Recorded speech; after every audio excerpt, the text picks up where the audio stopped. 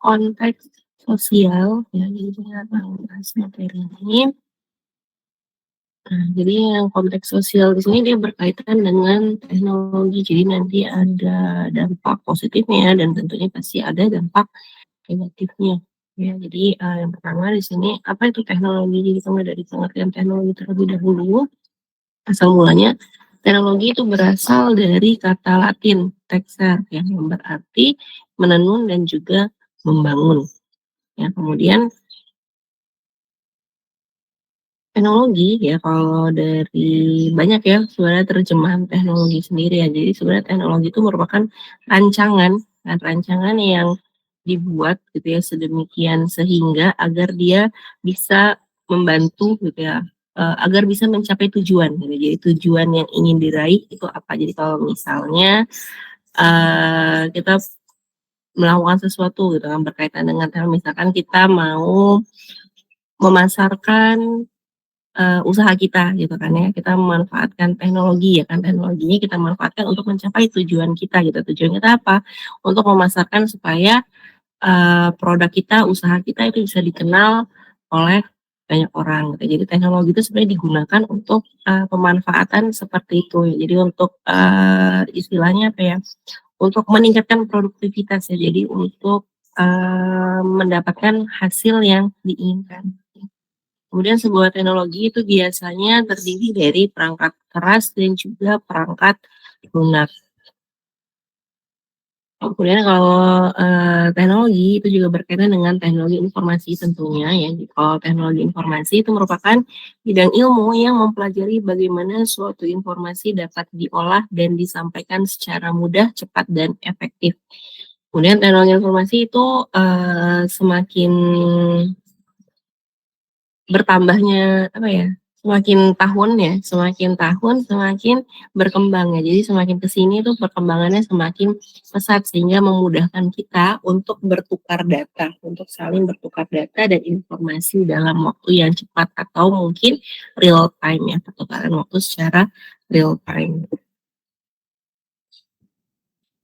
Nah, perkembangan teknologi informasi pastinya, tidak lepas dari PC dan juga, koneksinya gitu ya yang menghubungkan antara komputer itu sendiri.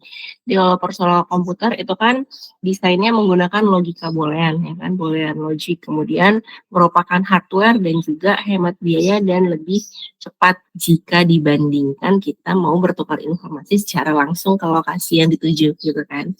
Ya, jadi dia otomatis pasti lebih cepat. Kemudian untuk bertukar informasi pastinya kita, kalau mau menghubungkan antara 2 komputer atau lebih, kita butuh jaringan ya kan. Salah satu jaringan itu ada internet. Kemudian untuk bertukar datanya kita bisa pakai atau mencari informasi dan lain sebagainya, yaitu kita bisa pakai email, kemudian ada World Wide Web, kemudian bisa kalau mau, eee mencari informasi dan sebagainya itu ya kayak e-commerce, sosial media, education, dan lain hal sebagainya. Jadi ada banyak sekali gitu ya. Kemudian, ini bisa kita lihat bahwa perkembangan penggunaan internet dari tahun ke tahun ya. Jadi yang di atas ini yang di dunia ya, kita lihat mulai dari tahun 2006 sampai tahun 2014 ya, ini estimasi yang tahun 2014 ini masih data lama. Kita lihat bahwa di sini walaupun sedikit, sebenarnya kalau sedikit kan kita bisa lihat ini grafiknya dalam jutaan ya kan. Jadi sebenarnya ini peningkatan yang cukup pesat gitu kan, dari tahun ke tahun dia semakin meningkat penggunaan internet di dunia ya dalam persentase. Kemudian kalau untuk di Indonesia sendiri ya ini perkembangannya juga, dapat kita katakan dia meningkat gitu, walaupun ada beberapa titik dia mengalami penurunan, tapi penurunannya itu bukan penurunan yang drastis ya, bukan, penurunan yang langsung anjlok ke titik dasar, tapi dia ada mengalami penurunan ya sedikit gitu ya. Jadi, tidak terlalu besar gitu penurunan. Tapi dari hal ini kita bisa mengatakan bahwa dengan semakin berkembangnya teknologi, semakin besar perkembangan teknologi itu tidak lepas dari penggunaan internet. Terbukti dari penggunaan internet ya dari setiap individu ya itu yang semakin meningkat dari tahun ke tahun, dari hari ke hari ya kan, bulan ke bulan dan seterusnya. Bahkan internet sendiri itu sudah menjangkau ya ke semua sektor bidang ya, ke semua sektor ya. Jadi pemanfaatannya itu sudah dimanfaatkan di semua sektor, bisa kita katakan seperti itu ya kan.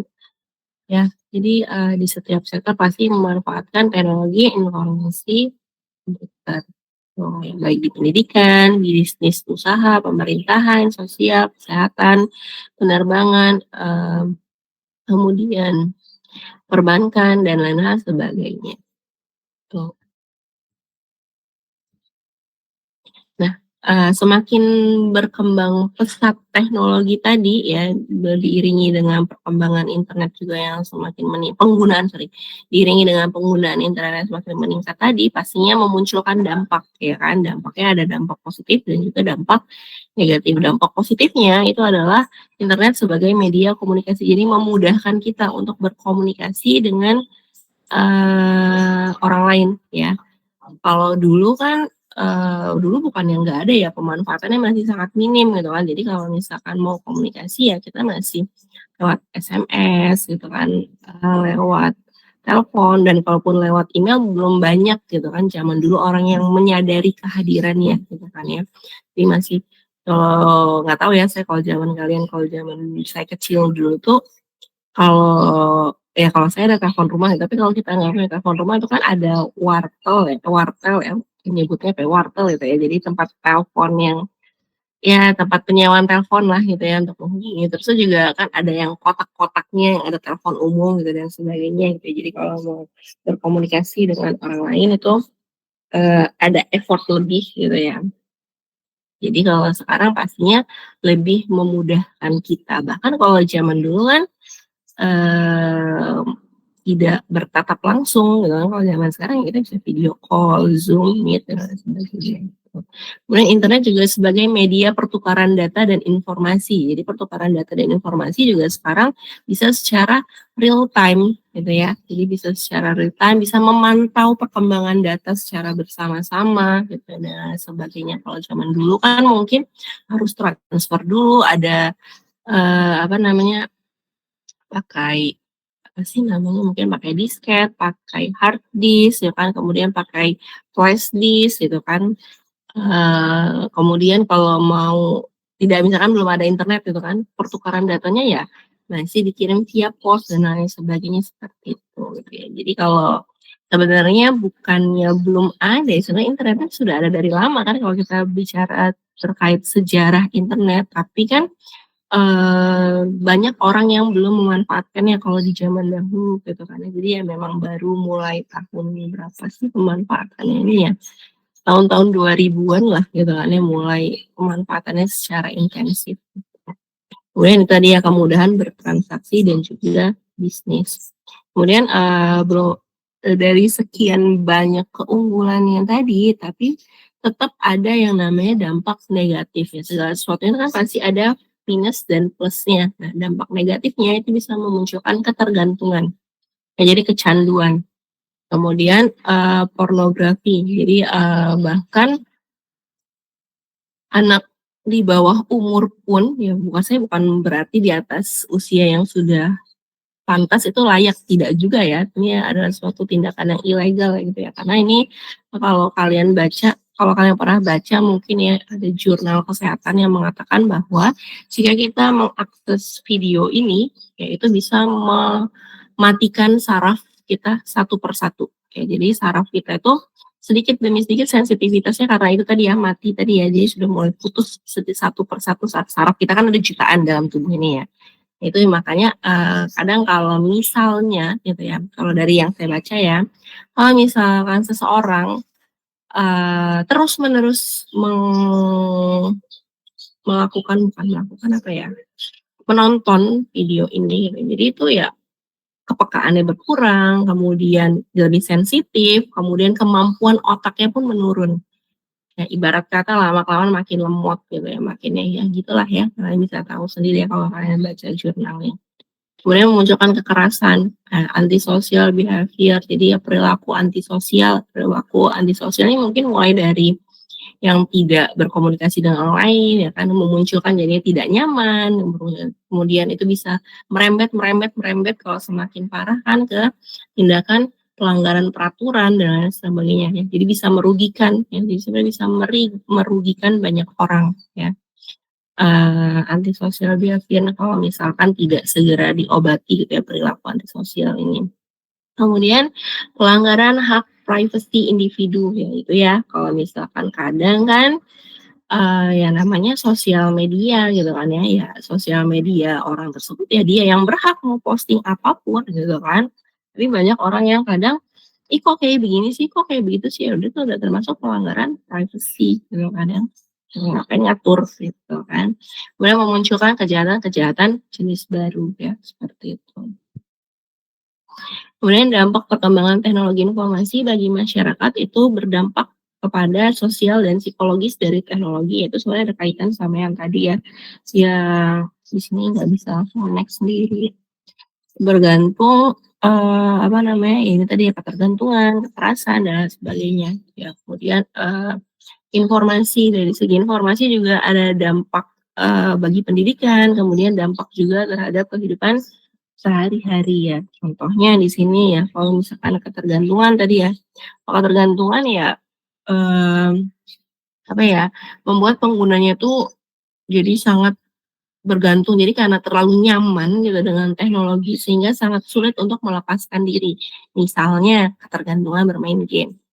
Ya, salah satu contoh yang ada di sekitar kita itu. Ya, jadi kalau misalkan nih main game, baru mulai nih main game gitu kan, saya pun pernah mengalami gitu, misalkan ada game menarik gitu kan, saya coba main, oh lama-kelamaan asik, terus tuh pekerjaan yang lain terbengkalai, nanti dulu nanti dulu nanti dulu nanti dulu gitu kan, kayak nanggung nanggung nanggung nanggung seharian akhirnya main game gitu kan. Itu adalah perilaku yang sebenarnya tidak ini ya, sebentar ya,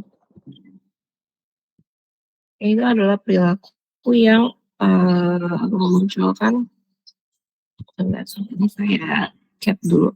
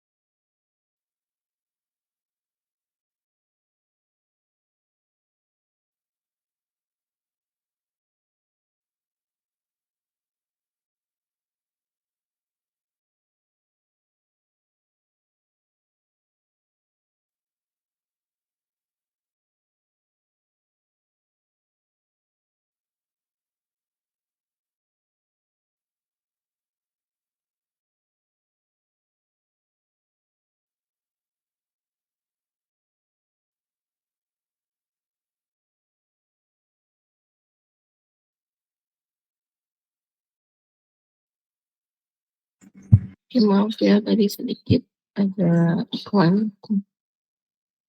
Misal jadi yang pertama tadi ketergantungan ya, tadi ya, ketergantungan sudah kita bahas. Kemudian kita masuk ke kekerasan ya, dalam penggunaan internet, yaitu bisa memunculkan kekerasan-kekerasan karena, itu tadi ya, anak-anak kan kadang nggak tahu ya apa yang dia tonton, sebenarnya kan tontonan itu kan ada batas usianya, makanya kalau anak-anak pun sebenarnya kalau nonton harus diawasi, karena kalau nggak diawasin, anak di bawah umur melihat sesuatu tindakan kekerasan, dia akan melihat itu sebagai hal yang wajar kalau tidak ada pendampingan, sehingga, video yang kekerasan yang dia tonton itu bisa dipraktikkan di kehidupan nyata, gitu ya. Bahkan sekarang pun banyak tindakan-tindakan yang sudah tidak sesuai normal lagi, yaitu banyak di film kartun sebenarnya gitu kan ya. Ada kan film kartun yang isinya kekerasan kan ya sebenarnya ya. Mungkin ngelihatnya lucu lucu lucu gitu kan, tapi sebenarnya itu bukan suatu hal yang lucu gitu ya.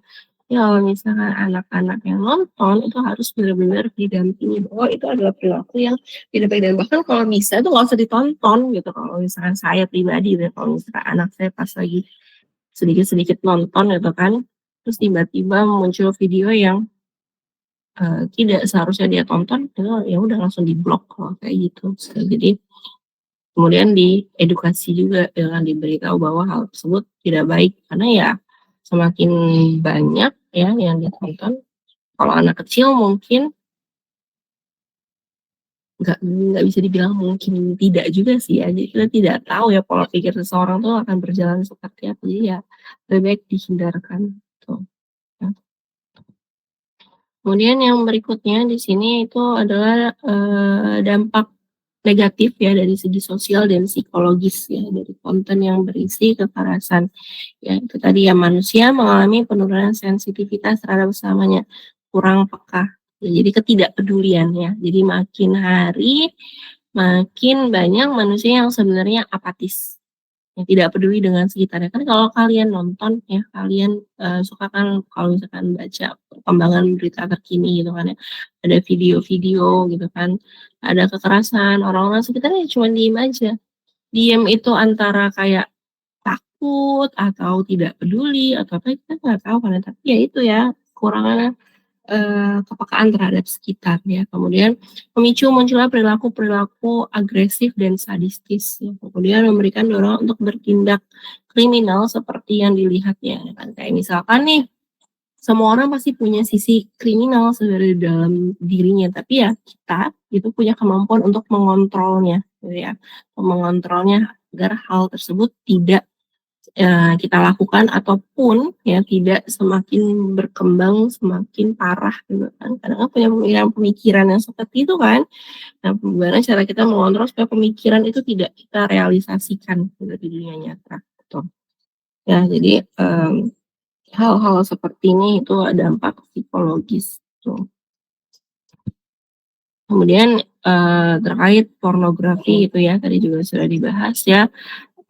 Bisa memunculkan tindakan kriminal jelas gitu ya. Kalau anak di bawah umur yang lihat nonton gitu kan, dipraktekin gitu kan, udah banyak kan kasusnya ya.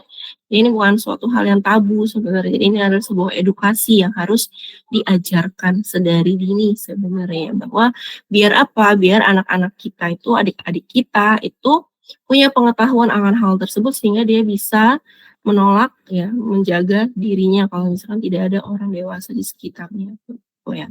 Apalagi kalau pelakunya adalah orang-orang terdekat tuh sangat-sangat, saya tuh kalau baca berita tuh rasanya pengen saya bogem gitu kan orang gitu ya, itu ya, dan termasuk ke salah satu ini ya sebenarnya ya, tindakan agresif yang ada dalam pikiran tapi tidak saya realisasikan gitu kan ya, gitu.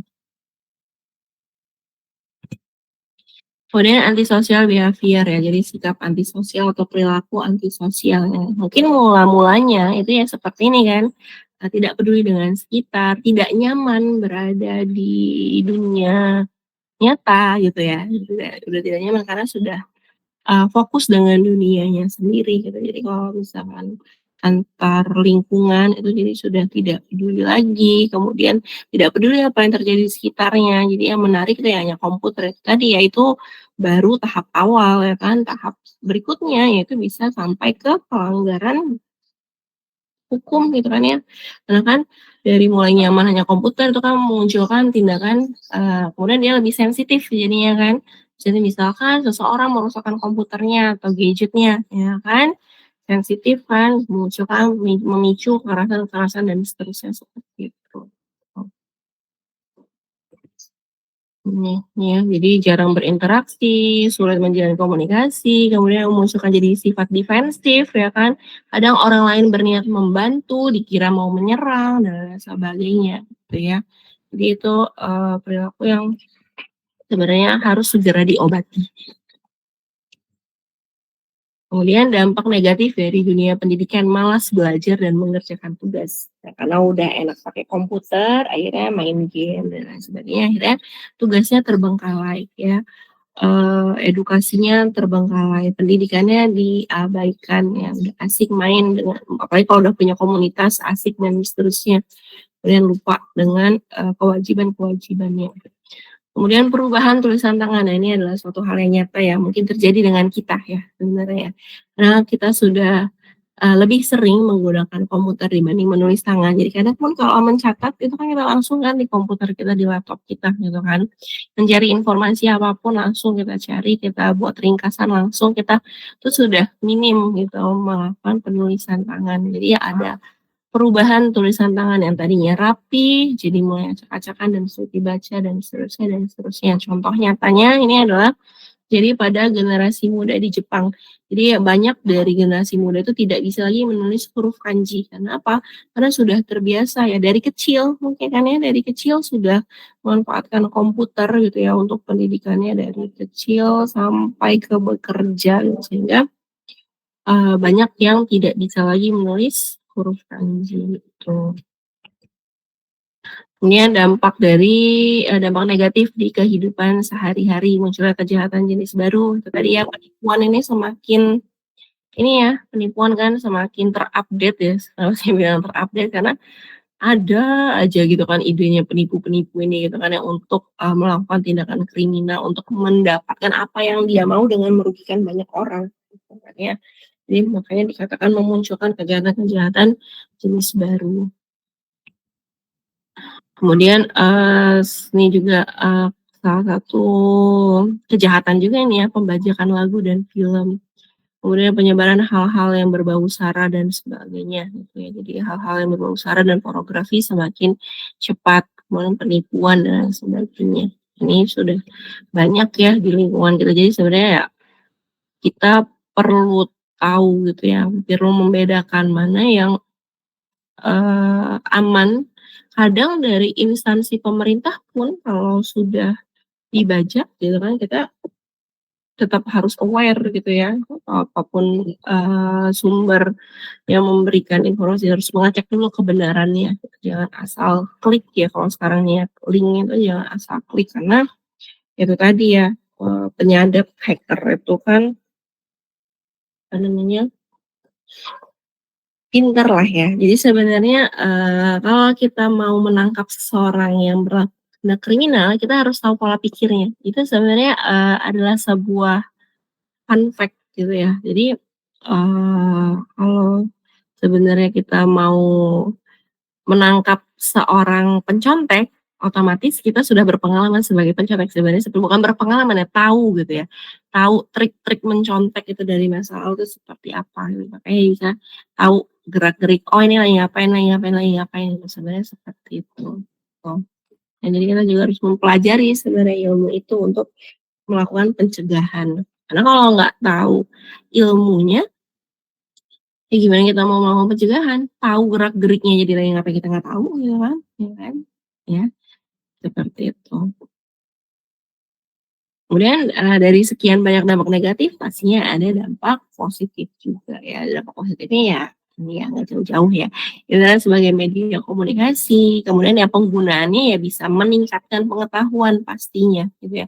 Semakin banyak informasi yang kita cari tahu, kemudian kita bisa memanfaatkan teknologi dengan baik, kita juga bisa memilah-milah sebenarnya, mana yang merupakan data real, mana yang data palsu ya, maksudnya mana yang data sebenarnya, mana yang data palsu, mana yang bersifat hoax, mana yang berita memang berita sebenarnya. Jadi kita tuh semakin banyak informasi yang kita miliki, semakin banyak pengetahuan kita, sebenarnya itu juga bisa menjadi perlindungan untuk kita sendiri gitu ya, untuk melindungi data-data kita terutama ya. Jadi kita tahu, oh ini atau mungkin kalau ada foto-foto biasanya kan kita tahu kan penyebaran isu-isu gitu kan. Oh ini foto editan, kita tahu sepinter apapun orang ngedit kalau misalkan kita ilmu pengetahuan kita juga setara ataupun lebih, kita tahu mana yang editan, mana yang bukan, ya kan.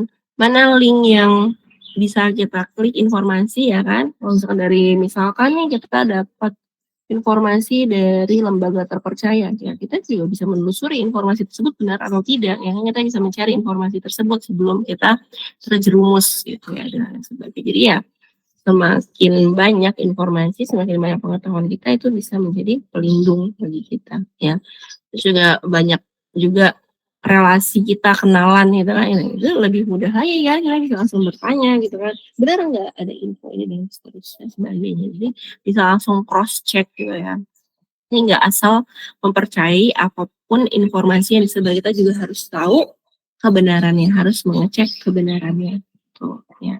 Ya pertukaran data itu juga penting ya. Pertukaran data itu juga penting, jangan sampai kita melakukan pertukaran data yang bodong gitu ya, karena kita yang rugi gitu ya. Dan seterusnya dan seterusnya. Misalkan asal isi data diri di misalnya tempat peminjaman uang, misalkan ya. Dan banyak kan ya yang melakukan hal tersebut, ujung-ujungnya apa? Datanya disebarkan ke orang lain. Ya kan? Dampaknya apa? Dampaknya ke psikologis diri, malu, ya kan? Malu dan seterusnya ya. Kalau misalkan tidak ada yang berusaha merangkul, ujung-ujungnya apa? Melakukan ya ini mengakhiri hidupnya sendiri karena udah nggak sanggup menanggung malu dan seterusnya seperti itu ya. Jadi hal-hal seperti itu bisa sebenarnya kita hindari. Gitu.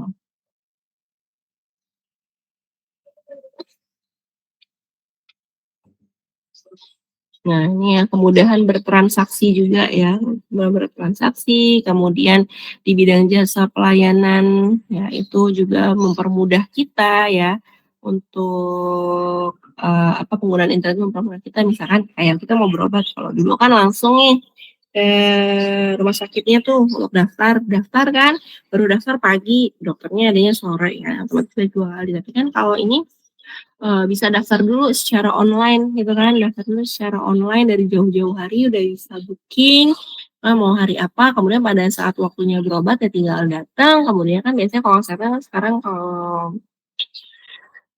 saya kalau saya berobat itu baik umum ataupun BPJS sama-sama disuruh finger juga gitu kan ya, Mbak, benar-benar bahwa ini adalah pasien yang bersangkutan gitu kan, untuk cross check data gitu kan. Ya jadi ya pinjernya tuh ya nggak mesti pada saat jam pendaftaran gitu kan ya, jam ketika polinya dibuka itu juga bisa kalau saya sih ya, tapi sebenarnya beda rumah sakit beda ini sih ya, beda kebijakan. Ada rumah sakit yang memang sudah benar-benar memanfaatkan teknologi dengan maksimal, ada juga yang masih ya udah buat apa ya KTP, misalnya fotokopi KTP gitu kan ya, dan seterusnya seperti itu, tuh. Bukan hanya kesehatan aja, banyak lembaga yang seperti itu gitu. Jadi ada lembaga yang, di lembaga yang sama kan, contoh kesehatan tadi kan, ada yang sudah memanfaatkan teknologi dengan maksimal ya, ada juga yang masih pemanfaatannya masih setengah-setengah gitu kan. Di bidang pendidikan juga seperti itu ya, di bidang usaha dan lain sebagainya juga sama, ya. Hmm, dan lain-lain lagi ya pemanfaatan dalam kehidupan sehari-hari. Nah itu tadi ya hal-hal yang berkaitan dengan konteks sosial jika kita kaitkan dengan teknologi. Itu untuk materi yang ketujuh. Sampai di sini ada yang mau ditanyakan? Sampai sini ada yang mau ditanyakan?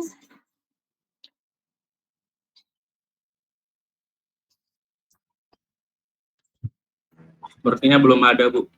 Oke, kalau belum ada mungkin di sini saya share lagi barcode-nya ya, kalau nggak salah masih bisa scan ya, buat yang baru datang ya. Buat yang baru datang di sini bisa share lagi kan, bisa scan barcode-nya lagi. Nah, silakan di-scan lagi terlebih dahulu sebelum kita ke materi yang selanjutnya.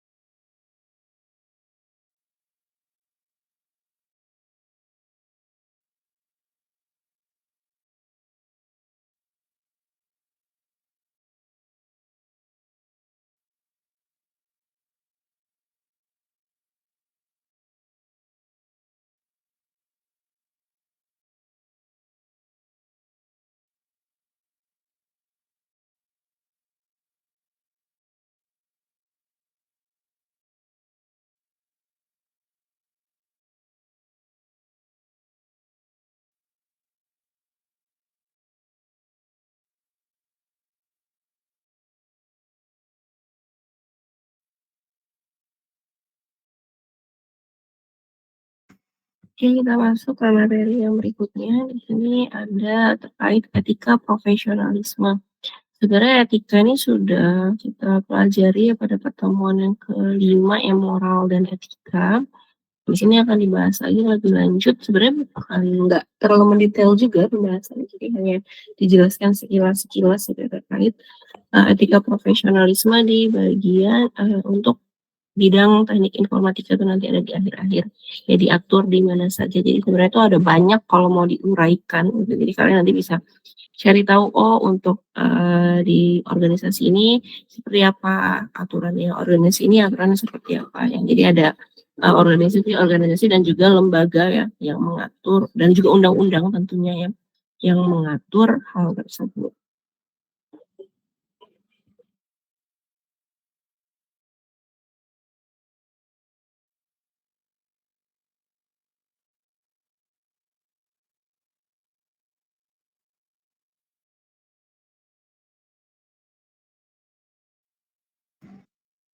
Oke, mohon maaf ya kalau misalnya ada suara kendaraan yang agak bising, itu mobil pengangkut, bukan mobil sih, mobil motor itu yang pengangkut sampah di sekitar rumah saya. Tuh. Oke, kita masuk ke sini ya. Jadi kita akan bahas etika profesionalisme. Sebelumnya akan dijelaskan dulu ya. Jadi antara pekerjaan, profesi dan profesional itu adalah hal yang berbeda, tapi mereka saling berkaitan gitu ya. Kemudian akan dibahas juga standar profesionalisme dan juga yang terakhir nanti ada beberapa kode etik profesi di bidang informatika. Jadi beberapa kode etik yang menjadi acuan gitu ya di bidang informatika itu ada apa saja. Oke, yang pertama di sini perbedaan antara pekerjaan, profesi dan juga profesional. Kita tahu bahwa pekerjaan itu adalah pencarian yang dijadikan pokok kehidupan. Jadi sesuatu yang dilakukan untuk mendapatkan nafkah.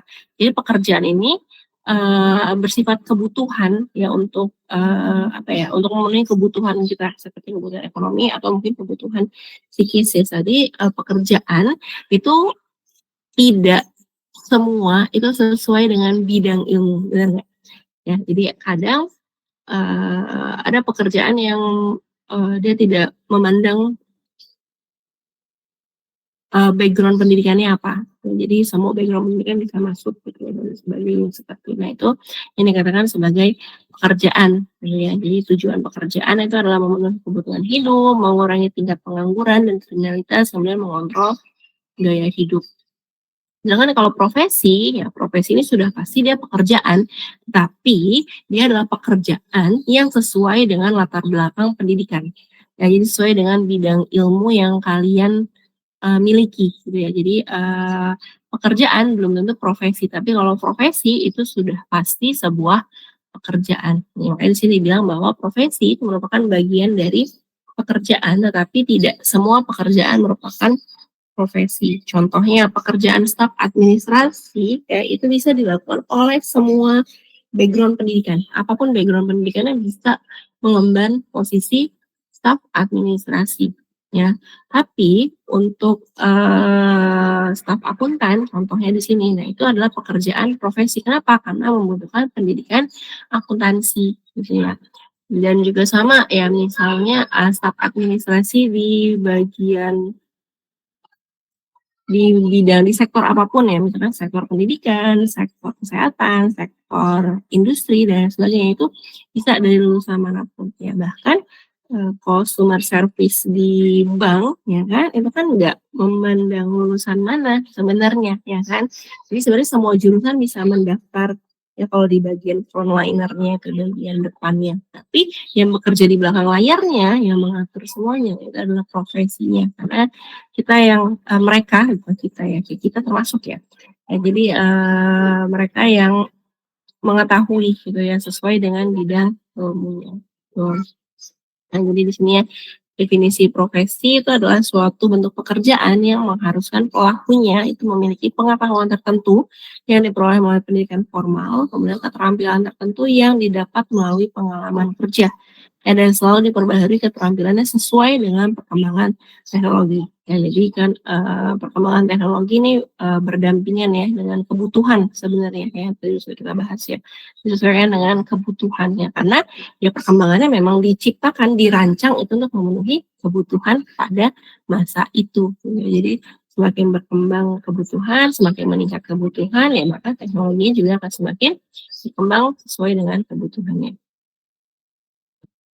Oke, kemudian aspek dari profesi yaitu mengandalkan keterampilan atau keahlian khusus ya yang tidak didapatkan pada pekerjaan-pekerjaan pada umumnya. Dilakukan sebagai sumber utama nafkah hidup dengan keterlibatan pribadi yang mendalam untuk menekuninya. Jadi eh, ya dipelajari ya dengan apa ya? Ya sesuai dengan bidangnya. Kadang pun kita mempelajari apa gitu yang kita pelajari di bangku pendidikan itu mungkin dasarnya, basicnya, gitu kan. Tapi nanti ketika kita di dunia pekerjaan, nah itu kita harus mengembangkan dari basic yang kita miliki. Makanya kita juga perlu mempelajari belajar secara mandiri. Sebenarnya, tapi yang kita sudah punya kan basicnya dan kita juga punya. Karena kan kalau pekerjaan kan harus lulusan ini gitu kan, dan bisa minimal berpengalaman di bidang ini. Makanya saya selalu menyarankan juga ke mahasiswa, itu perbanyaklah pengalaman magang kalian selama kuliah, ya.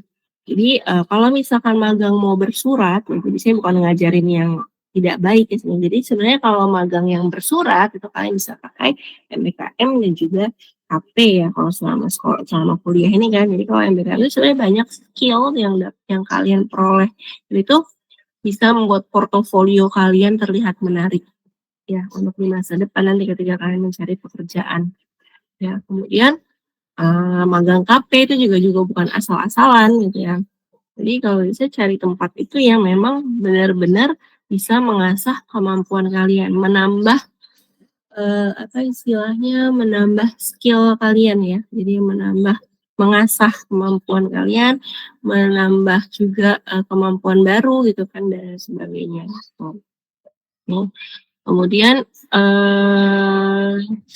kalau selama kuliah itu juga sebenarnya kalian ya ada yang namanya magang mandiri ya. Kalau magang mandiri itu kan sebenarnya nggak bersurat ya kalau dari institusi. Jadi benar-benar ya kalian melakukan sendiri dengan resiko pastinya kalau magang mandiri ya. Resikonya apa?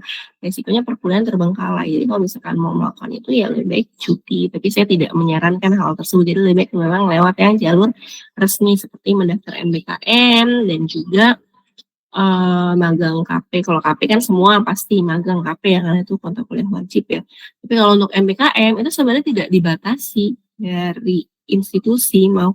Ya kalau bisa semua MBKM semuanya MBKM gitu ya. Jadi sebenarnya tapi seleksi dari lembaga untuk MBKM-nya itu perusahaan, ya, instansi dan sebagainya itu. Nah itu seleksinya itu di bagian situ.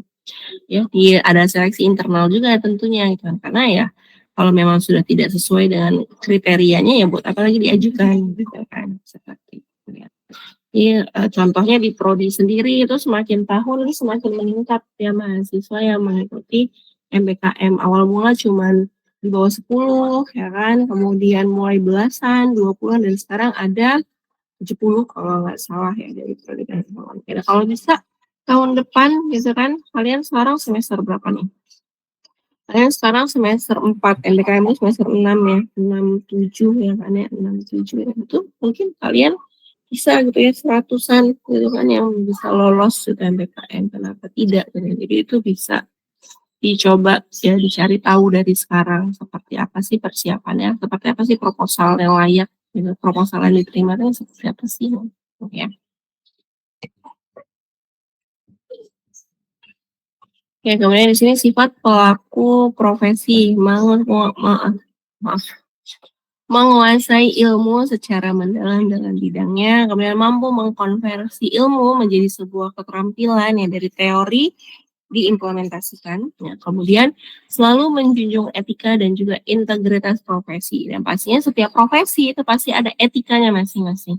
Etikanya itu ada aturannya juga ya, jadi diatur ya, jadi sesuai dengan profesinya ya. Ya, setiap profesi terdapat suatu aturan yang disebut dengan kode etik profesi. Ya, kode etik itu merupakan aturan main dalam menjalankan sebuah profesi yang harus ditaati oleh anggota profesi yang bersangkutan. Makanya sebenarnya setiap profesi itu pasti punya organisasinya, ya punya perkumpulan yang mendaftar sebagai anggota dan itu nanti ada aturan kode etiknya. Gitu.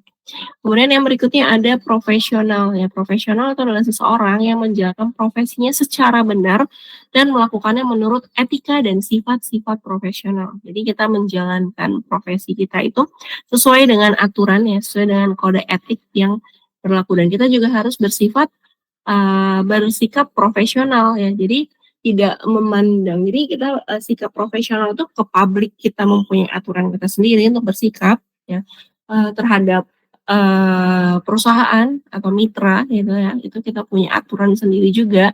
Kemudian terhadap pegawai itu juga kita punya aturannya sendiri ya kan. Kemudian terhadap bagian dari segi hukum itu ada aturannya gitu kan. Kemudian dari segi manajemen juga ada aturannya dan lain sebagainya.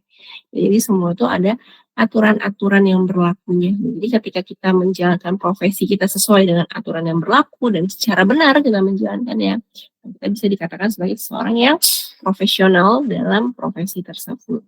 Tuh. Nih ya, contoh sikap profesional.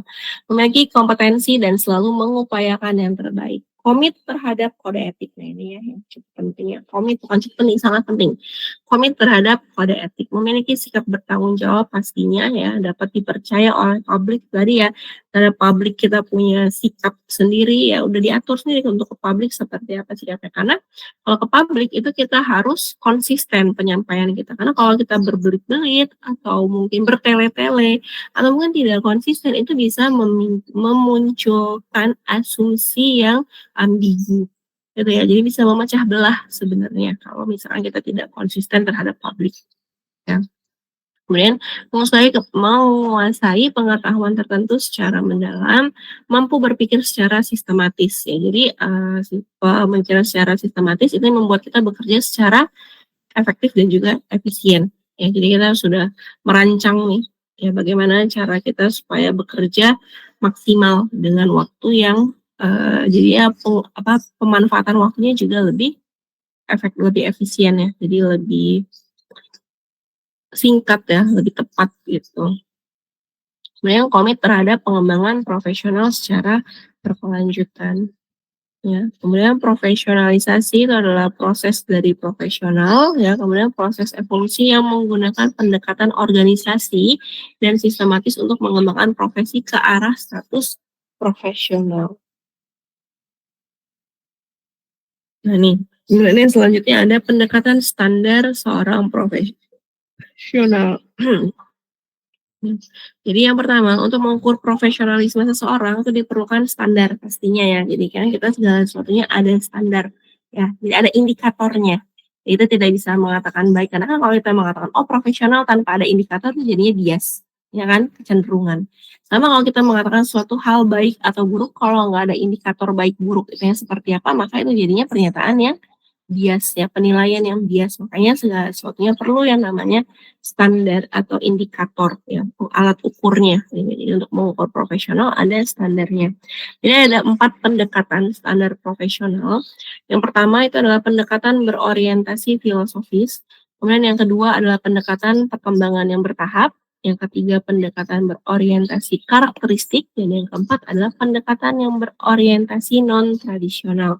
Yang pertama pendekatan orientasi secara filosofis. Jadi di sini itu dikatakan sebagai pendekatan lambang profesional. Jadi lambang di sini itu seperti sertifikat. Jadi kalau kita profesi itu biasanya kita punya sertifikatnya ya. Ya, saya sebagai dosen juga ada sertifikasi dosennya, gitu kan ya. Jadi itu adalah salah satu lambang profesional. Jadi di dalam kalau secara filosofisnya ada lisensinya, ya kan. Segala sesuatunya ada sertifikat ya, bersertifikat. Apa namanya, seorang yang bertugas sebagai penyembuhan luka pun itu harus bersertifikat gitu kan. Jadi nggak penyembuhan luka sekalipun itu tidak bisa asal ya. Jadi ada pelatihannya sendiri sehingga tersertifikasi. Apapun profesinya itu pasti ada sertifikasinya. Guru, sertifikasi guru ada. Dosen kan ada sertifikasi dosen itu namanya apa ya? Kayak ada surat izinnya gitu kan ya, ada lisensinya kan dosennya, ada surat izin praktiknya gitu kan. Perawat juga sama ya. Kemudian usaha ada surat izin berusaha yang ada surat izin dagang dan seterusnya gitu ya, seperti itu.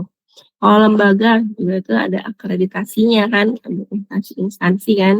Pendidikan ada akreditasinya, instansi pemerintah itu ada apa namanya, ada akreditasinya juga dan seterusnya dan seterusnya. Ya, jadi sertifikat itu merupakan lambang bagi individu yang profesional dalam bidang tertentu. Jadi kita untuk mendapatkan sertifikat kita melakukan pelatihan atau workshop ya. Jadi ada pelatihannya. Pelatihannya juga bukan pelatihan yang 1-2 jam gitu kan ya untuk seorang profesional. Jadi pasti pelatihan yang berhari-hari ya, minimal setidaknya 2 hari ya. Tersertifikasi sebagai Big Data Scientist, tersertifikasi sebagai IT Programmer, tersertifikasi sebagai IT Manager, ya kan? Tersertifikasi sebagai itu ada sertifikatnya semua, ada pelatihannya, gitu ya. Jadi kalian bisa mendapatkan sertifikat-sertifikat tersebut dengan mengikuti pelatihannya. Kemudian lisensi dan akreditasi itu adalah lambang profesional untuk produk atau instansi. Contohnya lembaga pendidikan ya, lembaga pemerintah itu juga ada akreditasinya, lembaga pelayanan masyarakat seperti kesehatan itu juga ada akreditasi ya, ada lisensinya pastinya kan ya. Kalau kita lihat kan pasti ada lisensinya semua terdaftar secara resmi. Berdagang pun ada surat izin dagangnya kan ya, gitu ya. Jadi ada surat izin semuanya itu harus ada perizinan karena kalau nggak ada ya jatuhnya ilegal.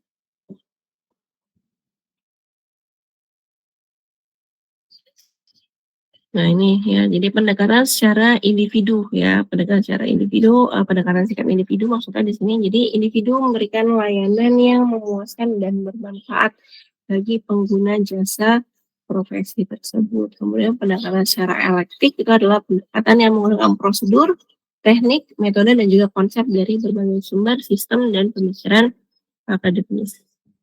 Kemudian yang berikutnya di sini ada pendekatan orientasi ya, standar tadi ya. Yang kedua itu adalah pendekatan secara orientasi perkembangan. Jadi ada 6 langkah ya, namanya juga kan perkembangan ya, berarti kan ada step-stepnya, ada langkah-langkahnya. Yang pertama itu berkumpulnya individu yang memiliki minat yang sama terhadap suatu profesi, kemudian melakukan identifikasi dan adopsi terhadap ilmu pengetahuan tertentu untuk mendukung profesi yang dijalani. Nah, jadi mencari tahu mitra sebenarnya di sini ya, mencari mitra yang cocok gitu ya, sesuai yang mendukung profesi yang dijalani. Terorganisasi secara formal pada suatu lembaga yang diakui oleh pemerintah dan juga masyarakat. Ya. Kemudian yang keempat, membuat kesepakatan mengenai persyaratan profesi berdasarkan pengalaman atau kualifikasi. Yang kelima adalah menentukan kode etik ya yang menjadi aturan dasar dalam menjalankan profesi yang diemban ya. Jadi di mana setelah kode etik itu disusun, nah itu harus ditaati oleh semua anggota profesi yang bersangkutan. Kemudian adanya revisi persyaratan berdasarkan kualifikasi tertentu. Pastinya kalau kita membuat sebuah aturan ya itu pasti ada revisi. Ya ketika aturan tersebut dirasa tidak menguntungkan, bukan tidak menguntungkan ya, tidak menguntungkan banyak pihak gitu kan ya, maka ada aturan yang perlu diubah. Jadi ya harus bermanfaat ya untuk semua kalangan. Ya, tadi ya ke publik, ke perusahaan ya, ke instansi, ke mitra, kemudian dari segi hukum itu juga kita tidak boleh melanggar hukum pastinya kita membuat kode etik itu, gitu kan, dan lain sebagainya. Kemudian yang ketiga, pendekatan orientasi secara karakteristik ya. Jadi kode etik profesi itu sebagai aturan bagi seorang profesional dalam menjalankan profesinya. Kemudian pengetahuan yang terorganisir itu dapat mendukung pelaksanaan sebuah profesi, keahlian dan kompetensi yang bersifat khusus ya. Jadi setiap profesi itu pasti ada keahlian khusus ya, masing-masing pasti berbeda keahlian yang dibutuhkan gitu kan. Kayak dikatakan keahliannya bersifat khusus. Adanya tingkat pendidikan minimal dari sebuah profesi. Jadi ada batas ambang minimal untuk mendapatkan profesi tersebut gitu ya. Karena kayak misalnya sama-sama lulusan teknik informatika gitu kan ya, tapi mau menjadi seorang IT programmer gitu kan, pasti ada syarat minimalnya, apa yang harus dikuasai gitu kan ya, itu yang dimaksud ya. Kemudian memiliki sertifikat keahlian. Nah ini ya, kalian bisa mendapatkan sertifikat ini gitu ya dengan melakukan pelatihan-pelatihan. Kemudian, untuk proses tertentu ya, untuk memikul tanggung jawab dan juga tugas itu pastinya ada proses tertentu, maksudnya ada proses tertentu untuk memikul sebuah tanggung jawab dan tugas tertentu gitu ya, sehingga tugasnya itu dapat kita jalani dengan baik. Kemudian adanya kesempatan untuk menyebarluaskan ide di antara anggota. Nah, ini berkaitan ya dengan pemimpinnya juga. Kalau kita punya pemimpin yang mewadahi hal tersebut, menampung ide gitu, di mana ide kita itu ternyata itu bisa bermanfaat gitu ya untuk instansi, untuk perusahaan ya itu layak gitu kan ya untuk jalankan. Kemudian adanya tindakan disiplin ya dan batas tertentu. Jadi kalau tindakan disiplin ya sesuai dengan kode etik. Jadi kode etik itu juga setiap aturan pasti ada batasannya kan, ada range-nya kan, batasan untuk sanksinya ya kan. Jadi kan pasti ada tingkatannya. Jadi kalau misalkan pelanggaran rendah sanksinya apa, pelanggaran tingkat menengah sanksinya apa, pelanggaran tingkat tinggi itu juga sanksinya apa. Itu pasti sudah diatur ya. Jadi itu penting untuk dibahas dalam pembentukan kode etik. Kemudian yang berikutnya yang keempat ada pendekatan orientasi non tradisional. Ya, jadi kalau yang non tradisional ini kita merumuskannya sesuai dengan karakteristik dari masing-masing anggota. Jadi setiap anggota kan pasti punya karakteristik yang unik gitu ya. Jadi dari sebenarnya bukan anggota ya, dari profesinya ya. Dari profesinya pasti ada karakteristik unik gitu kan ya. Jadi itu juga harus disesuaikan. Jadi kebutuhannya juga disesuaikan dengan karakteristiknya. Kemudian ini yang terakhir ya, kode etik profesi di bidang informatika itu diatur di mana saja ya. Jadi di sini ya. Oke sebelum ke situ ya di sini. Jadi keputusan terkait saya pengen cepat-cepat selesai juga sih sama karena ada kelas berikutnya itu mohon maaf ya. Jadi sebenarnya di sini untuk apa istilahnya di sini untuk mengembangkan sebuah perangkat lunak itu memungkinkan kita melibatkan pengambilan keputusan yang terkait dengan etika. Jadi bagaimana cara kita mengembangkannya. Jadi kalau untuk kita mengembangkan perangkat lunak pastinya kita perlu yang namanya ketepatan, ya kan? Ketepatan, kemudian reliability atau keandalan. Kemudian scalability ya, jadi skalabilitasnya, kemudian pemeliharaannya, maintenance-nya, ya kemudian kegunaannya. Jadi ini adalah hal-hal yang perlu dipertimbangkan dalam pengembangan sebuah perangkat lunak ya. Kemudian kalau kaitannya juga itu berkaitan dengan beberapa pihak lain, misalnya pemberi kerjanya, ya kemudian rekan kerjanya, mitra kita siapa nih ya yang membutuhkan ini, ya kan. Kemudian kegunaannya untuk siapa kan, untuk masyarakat. Jadi ini mereka yang berkaitannya juga harus dilibatkan gitu ya dalam prosesnya ya, dalam proses rancangannya, dalam proses penilaiannya gitu kan, karena ya mereka gitu yang akan menggunakannya nantinya ya. Kemudian ini macam-macam kode etik profesi di bidang informatika ya. Jadi di sini ada yang namanya ACMSE. Ya kalau ACMSE ini adalah asosiasi ya untuk pemesinan komputer ya. Jadi perkumpulan organisasi untuk pemesinan komputer itu ada ya. Jadi ada ya ini bisa kalian tinggal daftar keanggotaan gitu kan, pasti ada biayanya, kemudian ada kode etiknya juga di situ apa, dan ini biasanya ada manfaat-manfaat sendiri nanti ya ketika kalian di dunia kerja. Kemudian ada IESA. IEE ini kan ini ya, organisasi internasional ya untuk di dunia computer engineering ya kan ya. Di sini juga ada pendaftaran keanggotaannya. Untuk student itu juga ada ya untuk mahasiswa. Nah, itu biayanya lebih murah pastinya dibanding untuk yang pendaftaran yang profesional gitu ya.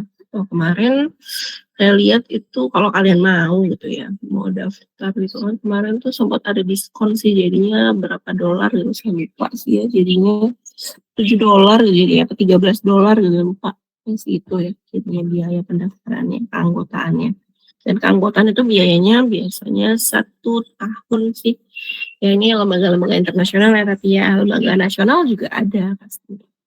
Kemudian yang ketiga ada ini yang ITP ini, AITP ya. AITP ini itu adalah asosiasi untuk apa ya, berfokus di bagian edukasi ya. Jadi untuk teknologi edukasi untuk bisnis ya. Jadi edukasi untuk bisnis itu adalah AITP ini. Kemudian yang IFIF ini untuk yang apa ya, kepanjangannya itu lupa saya, pokoknya dia asosiasi untuk yang bagian informasi dan komunikasi teknologi ya. Jadi kayak information processing ya, kalau nggak salah IP-nya itu information processing. Kemudian ada komunitas internasional lainnya, komunitas nasional juga banyak ya untuk bidang informatika dan pasti ada kode-kode etiknya. Dan yang satu lagi yang tidak kalah penting, segala sesuatunya itu pasti landasannya sesuai dengan yang diatur pada undang-undang ITE juga. Yang undang-undang ITE ini juga penting ya untuk sehari-hari gitu ya. Jadi ada aturan-aturan. Jadi kita perlu juga mengetahui apa saja sih yang termasuk ke dalam level pelanggaran gitu. Jadi jangan sampai kita menjadi salah satu pelakunya. Ya, kadang kita berniat baik, tapi kalau ada orang yang nggak suka sama kita, itu bisa diolah sedemikian rupa gitu ya, dengan mengandalkan undang-undang yang berlaku ini, kita yang tadinya berkritik gitu ya untuk kemajuan bersama, jadinya malah jadi pelaku kriminal gitu ya, dinilai sebagai pelaku kriminal. Kenapa? Karena ada salah satu mungkin yang dimanfaatkan, maksudnya salah satu hukum di sini ya yang bisa dimanfaatkan sebagai bumerang. Jadi ketika kita mau mengkritik juga kita harus memperhatikan hal-hal tersebut. Gitu. Jangan sampai niat kita yang tadinya baik berakhir merugikan diri kita sendiri. Seperti itu. Nah ini ya, untuk hal-hal yang lebih lanjut ya, ini sebenarnya kalau kalian browsing ini ada semua nih ACMSE ini. Kalau di file ini yang lanjutannya di sini penjelasannya terkait ACMSE aja ya, ACM dari software engineering semuanya tuh. Ya, sini. Nah, jadi untuk yang IEE, kemudian ITP ya kebiasaan jadi ITP, kemudian yang IFIF ya, kemudian dan sebagainya itu bisa kalian coba cari-cari tahu apa sih. Ini adalah beberapa kode etik profesi di bidang informatika. Oke, mungkin itu saja yang mau saya sampaikan. Sampai di sini ada yang mau ditanyakan? Sampai sini ada yang mau ditanyakan? Tidak, Bu. Tidak, cepat aja ya, tidak Bu, gitu ya. Hari Sabtu mau lanjut tidur lagi. Apakah seperti itu? Tapi nggak bisa lanjut tidur lagi ya yang kelas saya ya. Dia ada lanjutan. Ya, lanjutan kelas pengganti. Oke, kalau misalkan tidak ada yang mau ditanyakan ya, terima kasih sudah mengikuti perkuliahan pada hari ini. Mohon maaf ya, mohon maaf hari liburnya terganggu. Karena kalau mau diganti kemarin untuk kelas ini tuh ya tidak bisa gitu karena kelasnya. Dan kalaupun malam itu pasti akan kurang produktif juga gitu ya kalau untuk kelas malam. Saya menghindari kelas malam. Kalau kelas weekend mungkin saya sementok-mentoknya saya pakai pengganti itu di hari Sabtu, tapi sebisa mungkin itu saya nggak akan memakai hari Minggu. Saya udah kayak blacklist banget memakai hari Minggu. Karena ya bukan hanya kalian saja yang butuh istirahat, saya juga butuh istirahat gitu ya, untuk menyambut hari Senin berikutnya. Oke. Ya mungkin itu saja yang mau saya sampaikan. Mohon maaf ya karena waktu istirahatnya terganggu. Terima kasih sudah bersedia menghadiri perkuliahan pada hari ini. Semoga bermanfaat. Saya akhiri. Selamat pagi. Assalamualaikum warahmatullahi wabarakatuh. Waalaikumsalam warahmatullahi wabarakatuh. Waalaikumsalam. Terima kasih Bu. Saya akhiri. Kan?